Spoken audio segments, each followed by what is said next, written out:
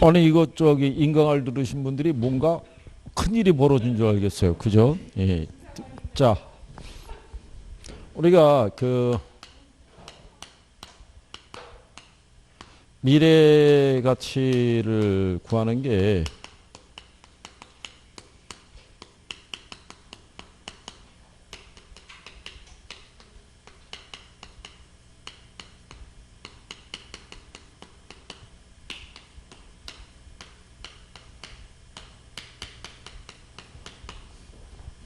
그 다음에 현재 가치를 구하는 게요.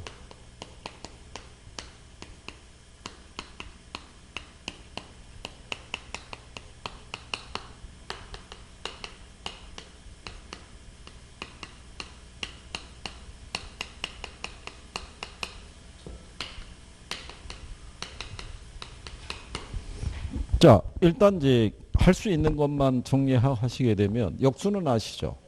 이렇게. 예, 그 다음에 여기서 이제 쓰임새 있죠? 예, 오지선다가 나올 때 반드시 하나가 들어오는 게 저당상수예요. 그래서 저당상수는 원리금, 균등, 상환방식이 있죠. 여기서 뭐 구할 때? 예, 원리금 구할 때. 이게 이제 계속 나오다가 한번 이게 원금, 균등 이렇게 해서 나온 적이 있어요. 예, 이렇게 해서 틀리게 나온 적이 있고, 한 번은 쓸 때는 얘를 저당상수를 주지 않고 연금의 현재 가치 개수의 역수라고 줄 수 있을 거예요. 예, 그렇게 해서 한번 이제 활용을 할 수 있을 거라고 생각하시면 되겠고, 얘를 가지고 이제 뭐를 구할 수 있다고 그랬어요. 미상환, 대출 잔액이 있죠. 이것도 구할 수 있고요. 뭐도 구할 수 있다. 융자 원금도 구할 수 있어요. 원금도. 예, 그리고 이제 이거를 토대로 해서 잔금비율도 물론 계산할 수 있어요. 남아있는 잔금에 대한 거. 그리고 이제 얘를 매개로 해서 주택연금을 구할 때 뭐를 쓸 수 있다. 감치기금계수를 쓸 수 있어요. 이게 이제 기본적인 배열에다가요. 그 다음에 미래가치 있죠. 예, 미래가치를 계산할 때는 얘는 현재가치 있죠. 그 다음에 이자율이 있죠. 그 다음에 기간에 따라서 미래가치의 크기가 틀려지는데 현재가치가 클수록 이자율이 높을수록 기간이 길수록 얘가 커져요. 그 다음에 현재가치에 대한 거는요. 미래가치 있죠. 그 다음에 할인율이 있죠. 그 다음에 기간이 있죠.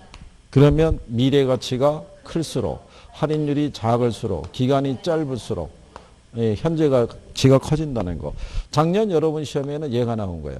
할인율이 클수록 현재 가치는 작아진다. 여기서 맞는 지문으로 줬어요. 그렇게 해서 그게 처음 나왔어요.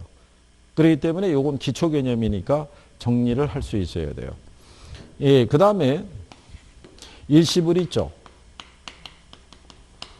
여기 보면은 이제 일시불의 현재 가치 개수. 그죠? 예, 그 다음에 연금이 들어가잖아요. 예.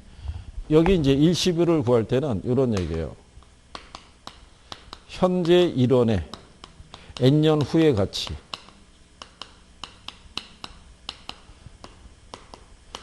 N년 후 일원의 현재 가치. 그러니까 여기는 금액이 한 번씩만 주어지는 거예요. 여기 1원이라는 게 원금이에요. 그러니까 현재 5억에 그죠? 5년 후의 가치는 이런 개념이에요. 그 다음에 N년 후 1원이죠. 예, 그러면은 5년 후 1억의 현재 가치는 이런 얘기예요. 그 금액이 한 번만 주어지는 거예요. 금액이. 대신에 연금을 얘기할 때는 얘는 매기라고 그랬죠. 그러니까 매년 또는 매월 있죠. 예, 이 표현이 들어가면은 연금 계산하는 거라고 말씀을 드렸어요. 그죠? 예. 그러니까 요걸 가지고 일단 구별할 수 있어야 되고요. 그 다음에 여기 있는 연금은 뭐 구할 때 쓰는 거냐면 이건 총액 구할 때 쓰는 거예요. 합계. 연금의 합계를 구할 때 쓰는 거예요. 그죠? 예. 그 다음에 감채기금 있죠. 감채기금이라는 것은 빚을 갚기 위한 저축액을 얘기를 해요. 그죠? 그래서 얘는 감채기금이라는 게 나올 때는 N년 후에 1원을 만들기 위해 매기간의 적립액 있죠. 이거 구할 때 쓰거든요. 그러니까 감채기금 개수를 대입할 때는 뭐 생각하시면 되냐면 적금 불입을 생각하시면 돼요. 그러니까 예를 들어서 내가 N년 후에 1원이라고 그랬죠. 그럼 만약에 5년 만기, 그죠? 만약에 1억짜리 적금에 내가 불입을 했잖아요. 그리고 5년 후에 1억을 만들기 위해서는 매기간 얼마씩, 적금액을 얼마씩 불입해야 되느냐. 요거 구할 때 쓰는 게 뭐다? 감채인 개수라고 생각하시면 돼요. 무슨 말인지 아시겠죠? 그래서 기본적인 용어는 이제 그렇게 여러분들이 구별할 수 있으시면 돼요. 그죠? 예, 그 다음에 여러분들이 잔금 비율 아시죠? 예. 잔금 비율은 1 마이너스 상환 비율로 구할 수 있죠. 근데 이렇게 할 수 있을 때는 상환 비율을 알고 있을 때 쓸 수 있는 거예요. 모르면 구해야 돼요. 그럼 잔금 비율은 융자금분의 t 시점에 잔액이 있죠. 예, 이걸 갖고 구해야 될 때 얘를 구하기 위해서는 이렇게 돼요. 얘는 원리금 곱하기 연금의 현가 개수 있죠. 이자율 알프로 기간 N년. 그 다음에 원리금 곱하기 연금의 현가 개수. 이자율 알프로 M-T년.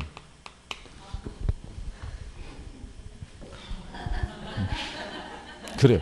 아니, 반응이 그렇게 나오면 다음 걸 적기가 이상해지잖아요. 그죠? 여기 N이라는 건 뭐냐면 전체 대출 기간이에요. 여기 M-T라고 해놨죠. 이게 남은 기간. 그러니까 이게 무슨 얘기냐면 돈을 만약에 빌렸잖아요.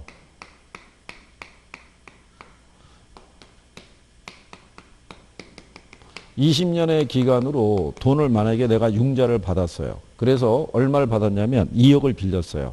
그러면 2억이라는 기간 안에 매기간 갚아나가는 원리금이 있겠죠. 예, 원리금을 우리가 계산해 봤더니 원리금이 만약에 900만 원씩이래요.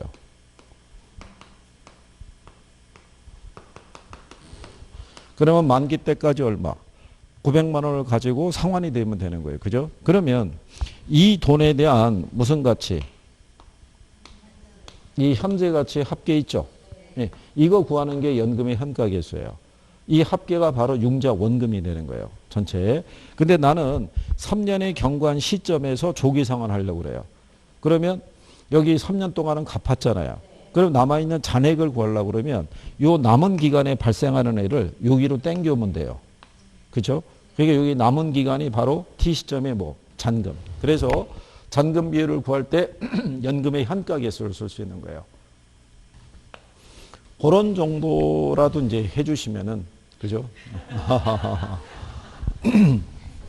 뭐, 그냥, 자, 거기에 보시면 24번에 일정 기간 후에 이론을 만들기 위해 매기간마다 적립해야 될 액수를 나타내는 자본환원 개수 있죠? 얘가 감채인 개수예요. N년 후에 이론을 만들기 위해 매기간 적립해야 될 액수 있죠? 예. 그래서 거기에 25번을 가면 1번 지문에 이렇게 놨죠. 감채긴 개수를 이용해서 N년 후에 이론을 만들기 위해 매년 불입해야 될 액수를 구할 수 있다라고 얘기하는 거예요. 무슨 말인지 이해하시겠죠? 예. 그 다음에 일시불의 미래가치라는 것은 현재 일정 금액이 있죠. 이거를 미래 일정 시점에서 계산하는 가치예요. 그러니까 현재 1억 원의 3년 후의 가치는 5년 후의 가치는 이거 구할 때 쓰는 게 일시불의 미래가치라고 여러분들이 보시면 되겠고요. 그 다음에 이제 여기 3번에 보면 연금의 현가계수란 할인율이 R'일 때 N년 후 1원의 현재 가치를 말한다고 그랬죠. 그게 얘가 틀린 거예요. 걔는 연금의 현재 가치가 현가계수가 아니라 일시불의 현가계수. 연금이 들어가면은 뭐가 들어가야 돼요? 매라는 표현이 들어가야 돼요. 그래서 4번에 보면 연금의 미래가치 나오죠. 그러니까 매기 말에 일정 금액을 지급할 때 연금 최종 말기에서의 미래가치 총액을 얘기하는 거예요. 그리고 이제 저당상수라는 거는 연금의 현재 가치를 기준으로 매기당 수령액 또는 지불액을 결정하고자 할 때 사용하는 율을 뭐라고 그런다? 그걸 저당상수라고 얘기하는 거예요. 그러니까 연금의 현재 가치 있죠. 예, 그러니까 내가 2억을 빌렸잖아요. 그게 융자 원금이잖아요. 거기다가 뭐를 곱하면 저당상수를 곱하면 갚아 나가야 할 원리금을 계산할 수 있다는 거예요.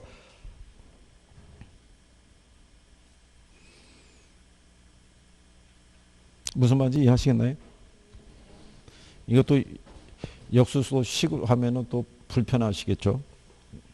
그래도 이 정도라도 알아두시면, 예? 정리 안 돼서 이게 만약에 좀 불편하다 그러면 이거라도, 예? 요거라도. 그리고 감층계수의 용어 있죠. 예, 이거는 왜 또 다시 한번 강조하냐면 계속 저당상수를 중심으로 냈다가 얘도 들어오기 시작했어요. 그리고 한 번은 얘를 답으로 유도할 수도 있을 거예요. 감층계수. 그러니까 감층계수. 그러니까 우리가 보면 얘하고 역수잖아요. 둘이. 그러면 얘는 이거 구하는 거라고요. 뭐를? 총액. 그럼 얘는 그 총액을 나눈 뭐 할부금을 구할 때 쓰는 거예요. 무슨 말인지 아시겠죠? 그러니까 자, 그 다음에 이제 뒤에 26번을 보시면 저당상수에 대한 설명이다. 틀린 것을 물어봤죠. 연금의 현가계수를 역수한 자본하는 계수가 저당상수죠. 그 다음에 원리금 균등 사원 방식에 의한 부채 서비스액을 계산할 경우에도 활용이 되죠. 부채 서비스액이 이제 원리금의 성격을 담고 있으니까. 자, 일정 차입금에 대해서 매기 상환해야 될 원금과 이자의 합계를 구하고자 할 때 우리가 사용이 되겠죠. 저당상수에 의해 산정된 원리금 상환액은 매월 균등하다고 할 수 있겠죠. 저당상수에서 산정된 부채 서비스액 중에서 원금 상환분은 대출 초기일수록 크다 그러면 틀린 거죠. 예, 우리가 원리금 균등 상환 방식에서의 그죠? 원금하고 이자의 구성이 있죠. 예, 초기에는 이자가 크죠. 시간이 갈수록 원금 상환분이 커지잖아요. 그죠? 예, 그래서 26번에 답은 몇 번이다? 5번이다. 이렇게 얘기할 수 있는 경우죠. 왜냐하면 우리가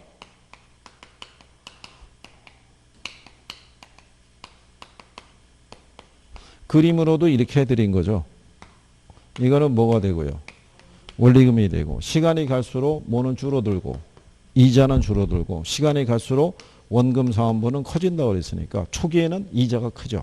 전체 원리금에서. 그래서 그렇게 구별하시면 되겠죠. 그래서 이제 또 어떤 것도 주어질 수 있냐면요. 만약에 시장에서 이자율이 상승하죠. 이자율이 상승하게 되면 저당상수의 크기는 작아져요. 저당상수의 크기는 커진다고 할 수 있죠. 이자율이 높아지니까. 그러니까 저당상수는 커지겠고. 반대로 이제 뭐 예금금리나 이런 게 높아지게 되면은 감층계수는 작아지겠죠. 예, 상대적으로. 그래서 이제 뭐 그런 표현 정도까지 부수적으로 정리하시면 되겠고. 예, 거기 보시면은 27번에 다음의 내용 중에서 틀린 걸 물어봤죠. 1번에 보면 감층계수는 연금의 내가계수의 역수라고 그랬죠. 감채기금 개수는 우리가 미래가치 구할 때 쓴다 그랬어요. 그래서 감채기금에서 미음이 들어가는 건지 거기밖에 없으니까. 그 다음에 거기 보면 연금의 현가계수 있죠. 이자율이 R이고 기간이 N일 때 매년 1원씩 N년 동안 받게 될 연금을 일시불로 환원한 액수로 했으니까 맞는 표현이에요. 그러니까 여러분들이 정년퇴직하고 매달 100만 원씩 받게 되는 이 연금 있죠. 그거를 퇴직 시점에 일시불로 받고 싶을 때. 그죠? 우스갯소리로 그렇게 얘기를 해요. 정년퇴직해서 그 매월 연금 형태로 지급받는 경우가 있고 일시불로 받는 경우가 있잖아요. 건강에 자신이 있으면은 연금 형식으로. 예, 그게 불안정하면은 그냥 일시불로 받는 게 나을 수도 있다라고 얘기를 해요. 우스갯소리로 이제 그렇게 얘기하는 경우죠. 근데 그거를 잘 가늠할 수가 있어야 돼요. 그거를. 그러니까 내가 지금 일시불로 받는 게 유리한지 아니면 매월 분할해서 지급받는 게 유리한지. 그죠? 돈의 가치는 틀리거든요. 그래서 왜 우리 그 요즘 시중에 보면 무슨 복권, 무슨 연금 복권 이런 게 있잖아요. 그러니까 당첨이 되면은 뭐 20년 동안 매년 얼마씩 준다, 뭐 이렇게 매월 얼마씩 준다는 게 있잖아요. 근데 이제 그게 항상 그런 그 상품이 나오면은 인터넷상에서 올라오는 댓글이 뭐냐면 일시불로는 받을 수 없나요? 이렇게 얘기를 하는 거예요. 그 얘기는 왜 한 번에 목돈으로 받는 게 돈을 집행을 할 때 유리할 수가 있고 근데 그 취지는 매월 안정적인 뭐를 생활 자금을 지원해 준다는 얘기랑 똑같죠. 그 자체가. 아마 근데 그거를 당첨이 됐더라도 매달 뭐 얼마씩 그 최종 지급이 되는지는 모르겠으나 그걸 받으면은 고가의 부동산을 사거나 그러기 힘들죠. 다만 이제 생활자금으로는 이제 여유 있게 쓸지 매달 이제 여유 있게 쓸지 모르겠으나 뭐 그런 경우죠. 그러니까 어느 게 더 나은지는 본인들이 판단할 수 있어야 되죠. 그 다음에 3번에 보면 연금의 내각계수 있죠. 매년 1원씩 받게 되는 연금을 이자의 날로 계속해서 적립했을 때 N년 후에 달성하게 되는 금액이 있죠.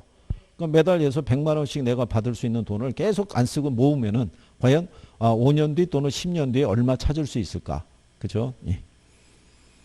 그 다음에 저당대부액 중에서 미상환된 원금을 잔금이라고 하고요. 잔금이 차지하는 비율을 우리가 잔금 비율이다라고 얘기를 하죠. 그 다음에 내부 수익률은 투자에 대한 유입의 미래가치와 유출의 미래가치를 갖도록 하는 할인율로서 투자사업의 수년가를 0으로 만드는 할인율이라고 그랬죠. 그러니까 얘가 틀린 거죠. 27번에서는요.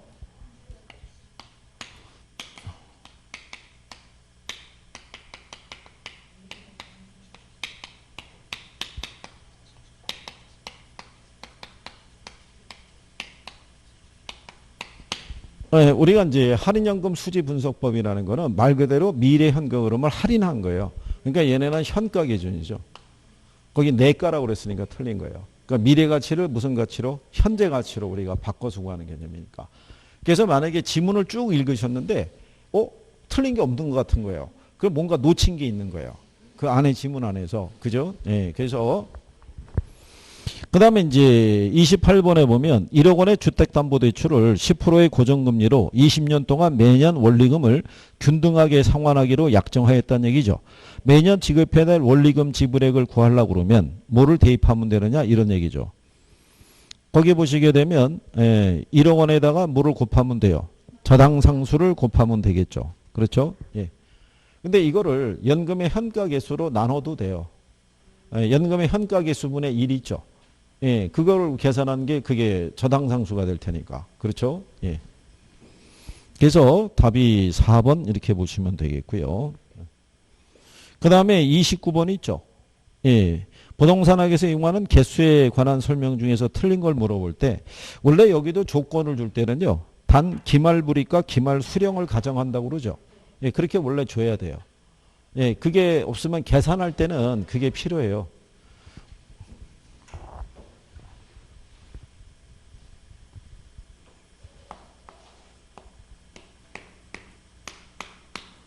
통상 기말불이기 때문에 여기서부터 기산이 들어가요. 예, 근데 우리가 기초라고 그러면 여기서부터 들어가요.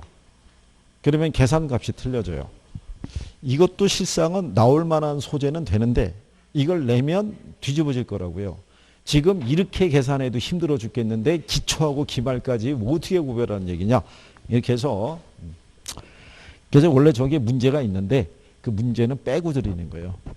저기서부터 계산해서 구하라고 그러면 한참 푼 다음에 값이 없다는 둥 이게 문제가 잘못된 게 아니냐는 둥 막 그런데 아니 그게 기초 아닙니까? 라고 얘기하면 삐진다고요.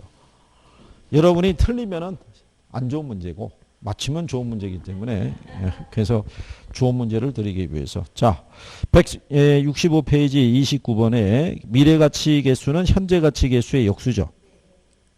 연금의 미래가치 계수는 연금의 현재가치 계수의 역수라 그랬으니까 틀렸겠죠. 실전에도 이렇게 줬었어요. 유인지문으로. 예. 그리고 감채인 계수는 미래에 사용할 금액을 적립하기 위한 매월의 적립금을 계산할 때 쓸 수 있죠. 저당상수는 원리금 균등 불안 상환 시 융자 금액에 대한 월 불입액을 계산할 때 쓸 수 있고요. 연금의 현재가치 계수는 미상환 대출 잔액을 계산할 때 사용할 수 있다. 이렇게 구별하시면 되겠죠. 그 다음에 이제 뒷장으로 넘어가셔가지고 30번에 가게 되면 화폐 시간가치 계산에 관한 설명으로 옳지 않은 거. 1번에 보면 원리금 균등 불안 상환 방식으로 주택 구입 자금을 대출한 가구가 매월 상환할 금액을 산정할 때 뭐를 쓰겠어요? 저당상수를 쓴다는 얘기죠. 그 다음에 현재 5억 원인 주택이 있죠. 매년 5%씩 가격이 상승했다고 가정할 때 일시불의 미래가치 계수를 사용해서 10년 후에 주택가격을 산정할 수 있다고 그랬죠. 그게 아까 얘기한 그거예요. 일시불 있죠. 현재 1원의 N년 후의 가치. 예, 그거 구할 때 쓰는 거예요. 무슨 말인지 아시겠나요? 일시불의 현가 계수는 N년 후에 1원의 현재 가치인 거예요. 그러니까 금액이 딱 하나 주어져 있는 거예요. 5억이라는 금액. 5억에 5년 후가 얼마가 될 것이냐. 5억이 3년 후에 얼마가 될 것이냐. 이런 얘기예요. 또 5년 후에 5억이 현재 얼마의 가치를 갖고 있을까? 그죠? 3년 후에 5억이 현재 어느 정도의 가치를 갖고 있을까? 그거를 계산할 때 일시불이라는 표현을 쓸 수 있다는 거. 그 다음에 이제 정년퇴직자가 매월 연금 형태로 받는 퇴직금이 있죠. 일정 기간 후에 적립된 후에 달성되는 금액을 산정할 때 그때 연금의 미래가치 계수를 쓸 수 있을 거고요. 그 다음에 4번을 보면 이렇게 냈죠. 10년 후에 1원이라고 그랬죠. 1억이라고 그랬죠. 그러니까 N년 후에 1원인 거예요. 이 돈의 현재 가치. 그거 쓸 때 일시불의 현가 계수를 쓰는 거예요. 그렇게. 그래서 이제 틀린 거는 5번이겠죠. 연금의 미래가치 계수는 저당상수의 역수라 그랬으니까 틀린 거죠. 그렇죠? 이게 실전에 오래전에 이렇게 한번 나왔었어요. 그래서 1번, 2번, 3번, 4번까지는 지문이 다 두 줄씩이잖아요. 5번만 깔끔하죠. 짧게. 그러니까 답을 5번에다 둔 거예요. 그러니까 1번부터 4번까지 올 때 시간을 뺏는 거예요. 진위를 파악할 때 힘드니까. 그죠? 그래서 혹시 나중에 문제가 구성이 돼 있을 때 그때 이제 시험 운이죠. 눈에 확 들어올 때가 있고 그렇지 않을 때가 있고 그래요. 그러나 컨디션이 괜찮으시면은 몇 가지는 눈에 그냥 탁탁 들어오면서 답이 막 보이기도 하고 막 그래요.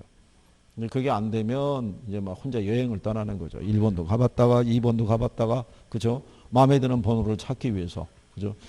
근데 가서 선택과 집중을 잘 하셔야 돼요.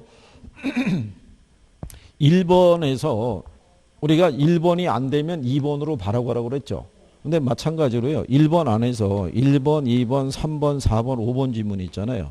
무슨 말인지 잘 모르겠잖아요. 그냥 넘어가야 돼요. 네, 그러면 유인 지문을 깔아놓고 밑에다가 답은 간단하게 줄 수도 있어요. 그러니까 지문 하나에 너무 집착해도 안 되고. 그렇잖아요. 일단 부딪혀봐서 아니다 싶으면 넘어가야 돼요. 얘는 좀 힘든 문제다. 그렇다고 해서 난이도가 높은 문제들만 구성이 되어 있는 건 아니에요. 걔들은 중간중간에 한 4개 정도 들어가 있고 나머지는 일반적으로 평이하게 풀 수 있어요. 그러니까 이제 그런 것만 잘 정리할 수 있으시면은 학교는 같은 학교로 접수하셨나요? 여기 학교 하나밖에 없지 않나요? 2개 있어요? 그래요? 이쪽에? 그래서 하나 더 열어준 거군요.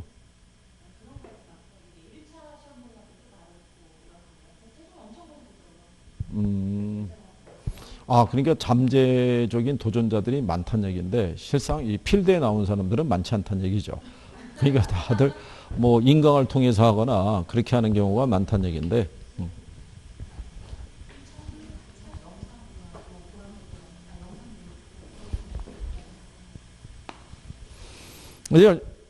이제 조금씩 이제 현실화 되시는 거예요. 원서 접수했고 수험번호도 받으셨을 테고 그죠? 예. 당일날 해간 일찍 가세요. 1시간 정도는 여유를 갖고. 1시간 정도. 아니 생각해 보세요. 들어가셔가지고 1시간 여유 있을 때 그게 침착하게 대응하셔야 되는 게 가면은 약간 들뜨는 것도 있고 약간 긴장한 것도 있고 그래요. 근데 거기 그럼요. 새벽에 학교는 개방이기 때문에 한 5시 반 넘어가면 열려져 있어요. 예. 아니요. 제가 한번 새벽에 일찍 가본 적이 있는데 한 6시인가 되니까는 봉고차로 감독관들하고 차가 들어오더라고요. 예, 그때쯤 들어와서. 근데 그 이전에 전날에 아마 기본적인 배치는 다 해놓은 거예요. 예, 그러니까 고사장 뭐 이렇게 고사장 이런 거는 이미 다 돼 있고, 예, 그리고 이제 들어와서 그 사람들이 이제 하는 거는, 층수가 높으면은 미리 좌석 배치표를 붙일 수가 있고요. 아니면 당일날 붙여요. 그러면 이제 여러분들이 들어가면은 좌석이 이렇게 있을 거 아니에요. 지금 코로나19 때문에 판반에 한 20명 정도 집어넣지 않을까 이렇게 생각하는데 자를 때. 통상 한 25명에서 30명 선으로 자르는데 좀 더 간격을 유지하기 위해서 그 정도로. 그러면 들어가서 아무 자리나 앉을 수는 없고요. 실판에 가면은 좌석 배치표가 붙어 있어요. 그래서 여기 이렇게 수험번호 있고 이름 있고 이렇게 다 해놨어요. 그냥 그 자리가 자기 자리예요. 그래서 뭐 A, 뭐 B, C, D 이렇게 해서 나눠놨어요. 이렇게 쭉.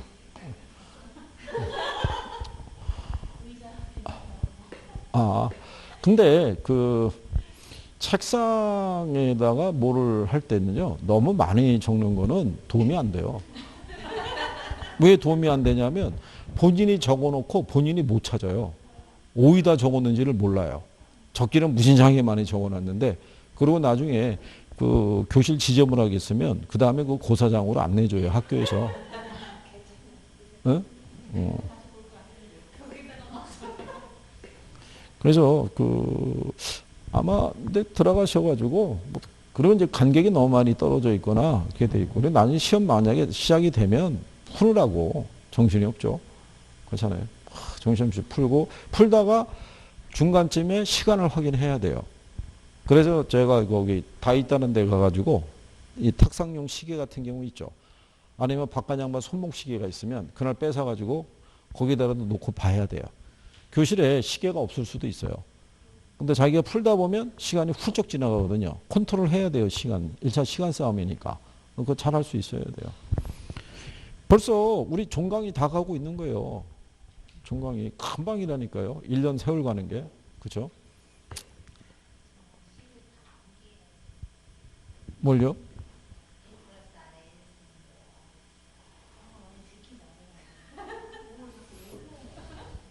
아니에요. 이거 하나만 해도 돼요.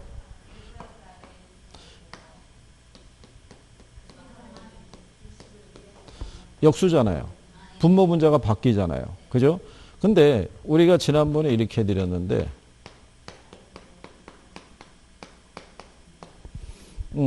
이거 역수가 얘니까. 그렇잖아요. 여기서 연금은 이자를 표시하는 R이 분모로 들어가 있어요. 이게. 그러니까 이게 들어간 게 연금에 대한 개념이고 이거를 이제 하나 정도 알아두는 게 좋다라고 얘기하는 게 뭐냐면 그 169페이지 가시면은 거기 36번이 있죠. 36번에 가면 연금의 내가 개수의 역수 있죠. N년 후에 이론을 만들기 위해 매년 불입해야 될 액수를 나타내는 걸 물어봤죠. 근데 이게 미래가치 구하는 거잖아요. 예, 미래가치 구하는 것이기 때문에 미래가치를 구하는 것은 일단 여기 보시게 되면 이 일이 원금을 표시한다고 그랬죠. 원금을 표시하는 일이 뒤로 빠져야 돼요. 뒤로. 앞으로 나와 있으면 현재 가치 구하는 거예요. 그죠? 그럼 일단 그 지문 안에서 4번이 앞으로 나와 있잖아요. 걔는 답이 아닌 거예요. 무슨 말인지 이해하시겠나요? 예. 그러면은 그 연금에 대한 내가 개수의 역수잖아요. 예. 그러니까 일단 답은 1번이 되는 거겠죠. 얘하고 역수니까. 얘하고요. 그러니까 요거 두 개만 알고 있으면 얘네 둘은 자동으로 구별이 되는 거예요. 그런데 얘가 미래 가치냐 현재 가치냐 여부는 원금을 표시하는 일이 있죠. 일의 위치를 놓고 판단할 수 있고 또 기간 앞에 마이너스가 붙어 있죠. 그럼 이건 현재 가치 구하는 거라고요. 미래에 발생하는 현금 흐름을 현재 가치로 땡겨오는 거니까. 그래서 요거 두 개만 알면은 얘네들은 바로 구별이 돼요. 그럼 출제자들이 얘네를 가지고 답을 주지는 않을 거라고요. 그죠?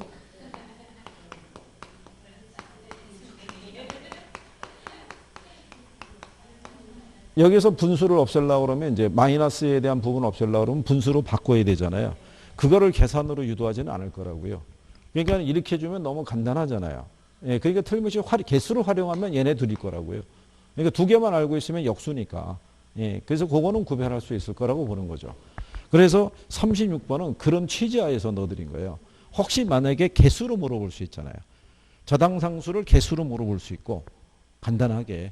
그리고 개수로 활용하는 것도 둘 중에 하나 물어볼 거라고 봐요.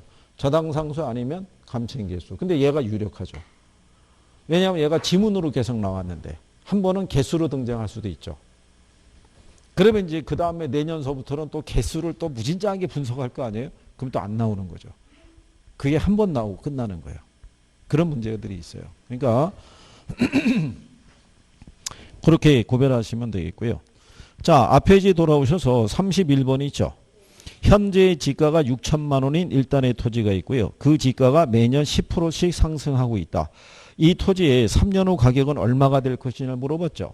그러니까 현재 이론의 N년 후의 가치잖아요. 그러니까 일시불에 뭐 쓰면 돼요? 미래가치 개수 쓰면 돼요. 그러니까 미래가치 개수가 이거잖아요. 이거. 그죠? 예. 그러면 이자율 몇 프로 줬어요? 10%. 그러면 1 플러스 0.1에 대한 몇 승? 3승. 이거 계산하면은 1.331 나와요. 여기다가 얼마 곱하면 돼요? 예, 6천 곱하면 되죠. 그래서 요게 우리 지난번에 이렇게 해드린 거예요. 이자율이 10%일 때 있죠. 1년일 때는 1 플러스 0.1이죠. 예, 그러니까 얘가 1.1 되겠고요. 2년일 때는 1 플러스 0.1의 자생이죠. 그럼 1.21 나오고요. 3년일 때는 1 플러스 0.1의 3승이니까 1.331. 4년차가 되면 1 플러스 0.1의 4승이죠. 예, 그러면 1.4641 나와요. 5년일 때는 1 플러스 0.1의 5승이죠. 그럼 1.6105가 나와요. 이렇게. 그러니까 요게 5년 정도까지는 조금 익숙해 두면은 나중에 혹시 계산할 때 빨리 갈 수도 있다는 얘기예요. 이게. 그래서 만약에 이럴 수가 있잖아요. 매년 내가 1,000만 원씩, 그죠? 4년간 불입하는 거예요. 4년간. 그럼 4년 후에 그 돈이 얼마가 될까? 그럼 그 연금에 뭘 써야 되냐면 미래가치계수를 써야 돼요. 그러면 연금의 미래가치계수가 이거거든요. 근데 몇 년이라고 하냐면 4년이라고 그랬단 말이에요. 3년이면은 바로 떠오를 수 있는데 4년 그러면 또 계산해야 되잖아요. 근데 4년을 내가 얼마로 알고 있으면 1.4641로 알고 있으면 여기서 1 빼잖아요. 그러면 0.4641이죠. 이걸로 나누면 4.641이라고요. 그러면 바로 암산으로 거의 도출이 되면서 계산을 빨리 도출할 수 있다는 얘기죠. 그렇겠죠? 예. 그러니까 이게 다 그런 거예요. 계산이나 뭐나 먼저 원리를 이해하고 내가 대입을 바로 할 수 있으면은 1분 안에 풀어갈 수 있어요. 근데 전혀 버린 상태에서 들어가게 되면 간단한 문제도 다 어려운 거예요. 근데 제가 현실적으로 왜 계산에 대해서는 말씀드린 게 뭐냐면 계산의 조건은 매년 틀려요. 예, 그러니까 제가 여기서 할 때 이렇게 풀면은 간단하게 풀 수 있다는 거는 그 문제 유형에 한해서 그렇다는 거예요. 조건이 달라지면은 접근도 틀려질 거 아니에요. 그걸 우리가 순간적으로 그 변화까지 캐치해가지고 하기에는 시간이 너무 많이 걸린다는 거예요. 그래서 일단은 제가 생각할 때는 시간 싸움이기 때문에 일단은 80번까지 가는 게 중요하다고요. 그래서 개론하고 민법하고의 점수가 밸런스가 맞아야 돼요. 그렇죠? 그래야지 우리가 합격할 수 있는 기회가 주어질 거 아니에요. 잘 하실 수 있어요. 여러분들의 능력인데 뭘 못하겠어요. 그죠? 예? 아니 열정이 부족하겠어요? 뭐 미모가 부족하겠어요? 뭐가 부족하겠어요? 그죠? 자격증 필요. 그리고 이번에 법이 개정된 거는 알고 있죠.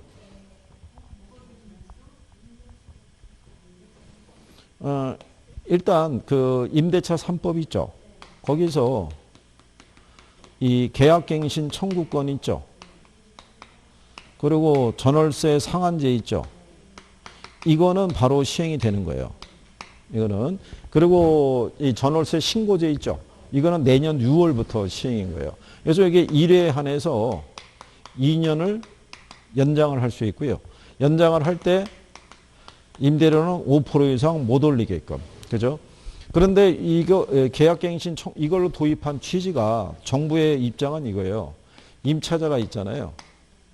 그리고 임대인이 있잖아요. 지휘관계가 이랬는데 이 지휘관계를 이렇게 가겠다 이런 거예요. 근데 현실적으로 이렇다는 얘기인데 쉽지는 않다는 얘기죠.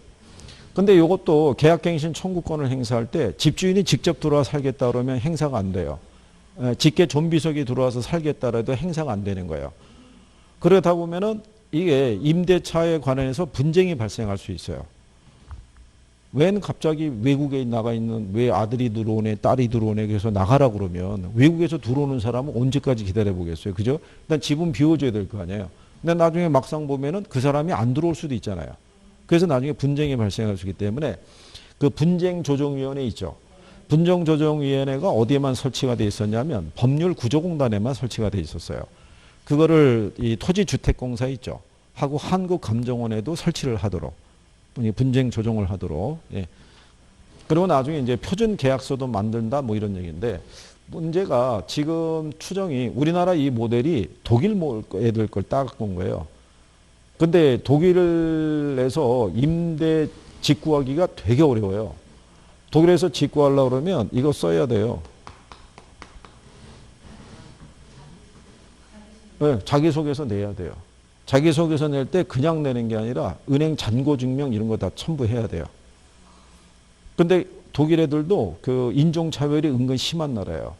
그러니까 집주인이 유색인종에게 임대 주고 싶지 않으면은 이거 안 받는 거예요, 걔한테는. 거기 임대료 비싸요. 그리고 걔네 지난번에 한번 말씀드린 거 있는데 걔네가 그 임대차 조건이 되게 까다로워요.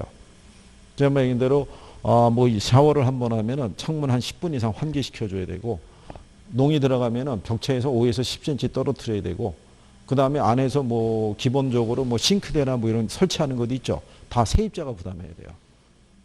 이제 우리나라도 지금 그게 나오는 거예요. 임대료 5% 이상 못 올린다? 그러면 임대주택의 관리를 내가 신경 안 쓰겠다 이런 거예요. 그럼 나중에 임대 주는 조건이 그걸 거 아니에요. 안에서 뭐가 파손이 되거나 뭐가 된 거는 다 임차자가 부담해야 되고 혹시 뭐 설치했으면 원상복구에다가 파손되면 그 수리비용까지 다 부담해야 되고 뭐 이런 식으로 가겠죠. 그래서 지금 추가적으로 뭐를 조정해야 되냐면 거기에 대한 표준을 줘야 된다는 거예요. 비용에 대한 추가 부담, 비용 부담이 있죠. 그거를 정해주지 않으면 세입자가 다 부담해야 되는 결론이 나온다는 거예요. 그러니까 그거를 추가로 해줘야 되지 않느냐 이런 얘기예요. 그 다음에 민간 임대주택에 관한 특별법이 있죠. 예, 거기에서 일단 단기 임대는 없어요. 없어지는 거예요. 그리고 장기 일반 민간주택 아파트는 매입 임대에서 사라지는 거고. 그 다음에 그게 원래 장기 일반 민간 임대주택이 10년에서 8년으로 바뀌면서 시험에 한번 나왔거든요. 이걸 다시 10년으로 늘리겠다고 지금 추진하고 있는 거예요. 예, 그래서 그것이 이제 정해져. 이게 아마 9월 시행을 목표로 하고 있을 거예요.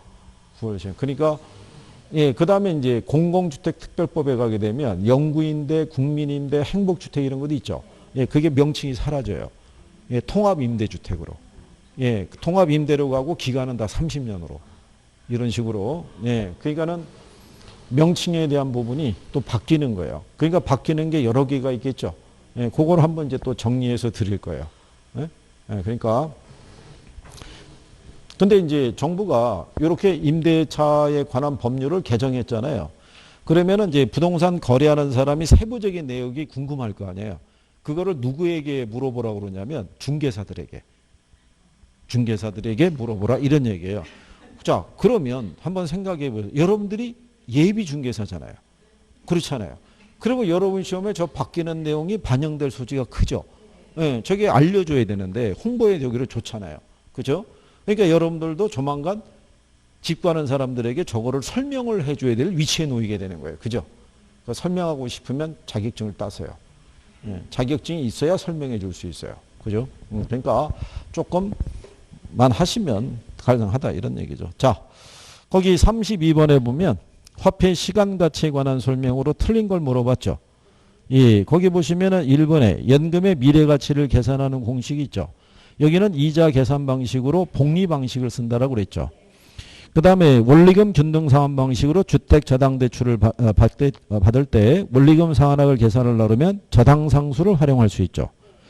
그 다음에 5년 후 주택 구입에 필요한 자금 3억 원을 모으기 위해서 매월 말 불입해야 되는 적금액 계산할 때 있죠.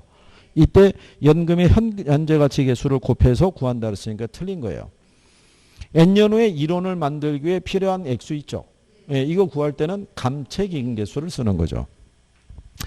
그리고 이제 4번에 보면 매월 말 50만 원씩 5년간 들어올 거로 예상되는 임대료 수입의 현재 가치 있죠. 매라는 표현이 들어갔죠. 그러니까 연금의 현재 가치 계수예요. 그죠? 근데 저당 상수의 역수를 활용할 수 있다라고 해주잖아요. 그 맞는 표현이죠. 그래서 한 번은 아까 말씀드린 대로 저당 상수가 원리금 구할 거잖아요. 그러니까 이거를 연금의 현가 계수의 역수를 활용할 수 있다. 거꾸로 이렇게 줄 수 있을 거라고요. 매번 저당 상수로만 들어온 게 아니라. 그러면 이거를 외워서 들어간 사람이 있죠. 원리금 계산하는 건 저당 상수라고. 그렇지 않겠어요? 그렇게 들어간 사람이 저당 상수가 안 나오고 연금의 현가 계수라고 들어오면은 못 찾을 거라고요. 간단하지만. 그리고 상환 비율과 잔금 비율을 합하면 뭐 1이 되겠죠. 그래서 이제 답에 대한 부분이 32번은 3번이고요. 33번이 작년에 나온 거예요.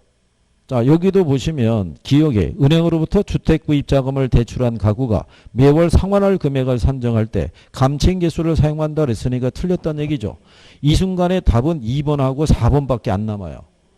그러면 2번하고 4번의 차이가 뭐냐면 리을이에요. 리을이 일시불의 현재 가치 계수는 할인율이 상승할수록 작아진다고 그랬죠. 그건 맞는 편이죠. 그 순간에 답은 4번이 되는 거죠. 그래서 연금의 현재 가치 개수하고 저당 상수는 역수죠. 예. 그리고 연금의 미래 가치는 매 기간마다 일정 금액을 불입해 나갈 때 미래 일정한 시점에서의 원금과 이자의 총액을 얘기하겠죠. 그래서 연금이 들어가면 매라는 표현이 나오잖아요. 매기. 그렇죠? 그리고 연금이라는 게 총액이라고 그랬죠. 합계. 예. 그래서 그거 얘기한 거잖아요. 그러니까 그런 포인트만 정확하게 알고 계시면은 실전에서 나오는 지문이 딱 포인트를 정확하게 주잖아요. 하나 풀면은 답을 압축을 시켜주죠. 예, 그런 게 연습이 잘 돼 있으시면은 답을 찾는 속도가 빨라질 수 있는 거예요. 무슨 말인지 아시겠죠? 그래서 뒤에 34번에 그 문제를 하나 넣어드린 거예요. 현재 가치가 3천만 원일 때 이자율과 기간이 변하면 미래 가치가 어떻게 변하는지에 대한 설명이다. 가장 적절한 걸 물어봤죠. 예. 그러면 거기 보시면 이자율이 높을수록 기간이 길수록 미래 가치는 어떻게 돼요? 커지겠죠. 그게 답이 되겠죠. 예, 그 다음에 이자율이 높을수록 기간이 짧을수록 미래 가치가 커진다고 그랬으니까 틀렸겠죠. 이자율이 낮을수록 이러니까 미래 가치 커진다니까 틀린 거죠. 예, 그리고 이자율 기간에 영향이 없다 그랬으니까 역시 틀렸을 거 아니에요. 무슨 말인지 아시겠죠? 예, 그런 배열이에요. 그렇게. 그리고 이거를 이렇게 주는 게 아니라 박스로 줄 수 있다고요. 이거를 아까 그 앞에 있는 박스 있죠? 박스로 해서 기역, 니은, 디귿, 리을 이렇게 해가지고 얘네 지문을 또 활용할 수 있으니까 기본적인 거라도 이게 가장 기초예요. 계산할 때. 요게. 그래서 원래 이론에 있는데 이게 한 번도 안 나왔었어요. 이게. 예, 그래서 매년 강의해 드릴 때마다 이건 일단 기초라고 설명을 해 드려요. 그러다가 이제 작년에 얘가 처음 등장한 거예요. 한 번 썼으면 또 활용하는 거예요. 활용. 그러니까 대비해라. 뭐 이런 얘기랑 똑같은 거예요. 그러니까 그렇게 구별하시면 되겠고. 예, 그 다음에 이제 35번에 보시면 화폐 시간 가치에 관련된 설명으로 옳은 걸 물어봤죠. 예. 여기도 역수관계 꼭 들어오죠. 예, 그래서 이게 이론으로 나올 때는요, 역수관계 반드시 물어보고요. 그 다음에 저당상수의 개념을 반드시 지문으로 들어와요. 그러니까 그 두 가지는 기본적으로. 그래서 2번에 연금의 현재 가치 개수하고 감채인 개수가 역수관계에 있다니까 틀린 거죠. 그 다음에 3번도 자, 원금 균등 상환 방식으로 그래서 틀린 거죠. 원금 균등이 아니라 원리금 균등이니까. 그죠? 그 다음에 원금에 대한 이자뿐만 아니라 이자에 대한 이자도 계산하는 게 복리 방식이죠. 1번에 잔금 비율과 상환 비율을 합하면은 1이 되는 거죠. 그래서 답을 5번을 준 거죠. 현재 5억 원인 주택 가격이 있죠. 예, 걔 5년 후에 가치를 구하는 거잖아요. 그러니까 N년 후에 1원에, 그죠? 현재 1원에 N년 후에 가치를 구하는 거니까 일시불의 미래 가치 개수를. 그러니까 일시불을 구할 때는 딱 그 두 가지로 써요. 그죠? 현재 1원에 N년 후의 가치 또는 N년 후 1원의 현재 가치. 표현이 딱 그 두 개예요. 금액이 한 번만 주어진다고요. 여기서 1원이라는 게 원금을 나타내는 거예요. 그러니까 처음에는 낯설어 보여도 자꾸 해보면 아 이게 이렇게 쓰는구나라는 걸 인식할 수 있는 거예요. 무슨 말인지 아시겠죠? 이렇게 해서 배우시고 난 다음에 그 모의고사나 이런 거 할 때 그때 이제 풀어보시는 거예요. 그때는 답하고 해설이 없잖아요. 그러면서 내가 이해가 되면 답을 찾을 수 있고 그렇지 않으면 부족하면 그 다음 회차. 그러니까 여러분들이 나중에 협조를 해주셔야 될 게 1회차에 딱 시험 봤잖아요. 모의고사를. 그 모의고사 쭉 해갖고 저희가 정답률을 확인해봐요. 조사해봤을 때 문제에서 정답률이 80%가 넘어가는 문제는 뺀다고요. 그죠? 배열을 다 맞춰가지고. 예, 그래서 문제 구성을 다 그렇게 배열을 맞춰서 드릴 거라고요. 그러면 이제 1회차, 2회차, 3회차, 4회차에서 한번 이렇게 풀어보시게 되면, 그죠? 그리고 필요하면은 중간에 점검을 할 수도 있어요. 중간 점검을 이렇게 쭉 해가지고. 아니, 어떻게든 간에 돼야 될 거 아니겠어요? 그죠? 돼야지 뭐 나중에 할 말이 있잖아요. 모든 사람에게. 그죠? 된 분은 내년 이맘때 비 올 때 여기 카페에서 아주 그죠 여유 있게 커피 한 잔 마실 수 있고 그죠? 대답이 없는 거 보니까 쉬었다 합시다 뭐 이런 얘기죠. 그래요. 잠깐 쉬었다가 170페이지에 투자 분석 및 기법을 해보시죠.